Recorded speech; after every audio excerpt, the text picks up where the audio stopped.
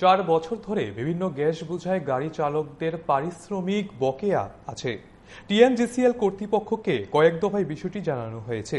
এদিন বিষয়টি নিয়ে ত্রিপুরা প্রাকৃতিক গ্যাস মজদুর সংঘের তরফে সাংবাদিক সম্মেলন করা হয়।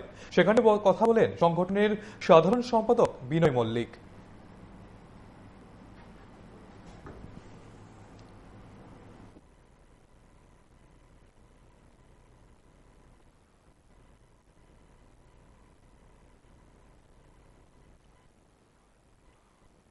তো আজকে এই প্রেস কনফারেন্স করার আমাদের মুখ্য বিষয় হচ্ছে গিয়ে আমাদের টিএনজিসিএল আওতাধীন এলসিবি বিভাগ, যেটা আপনার যে মাদার স্টেশন গুলো থেকে যে বুস্টার স্টেশন গুলোতে যে গ্যাস বোঝাই করে নিয়ে যায়, সেই সকল গাড়ির যে আমাদের শ্রমিক ড্রাইভার দাদা আছে তাদের বিষয় নিয়ে দেখা যাচ্ছে 2022-এর মাঝামাঝি বা শেষের দিকে মনে করেন ওই সময় একটা টেন্ডার হয়েছিল এলসিবি দপ্তরের নিয়ে।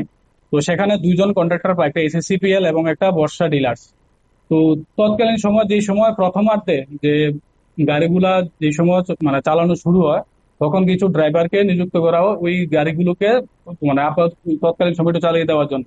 দেখা যাচ্ছে যে মানে ওই সকল সময় যে চালানোর সময় যে রাশি বা যে শুল্ক জমে, এটা প্রায় আজকের দিনে একদম একটা বিশাল আকার ধারণ করে, কয়েক লক্ষাধিক টাকা হয়ে গেছে। কিন্তু সেই সময় থেকে আজকের দিন অব্দি এখন অব্দি আমাদের যে শ্রমিক ভাইদের মজুরি দেওয়া হয়নি।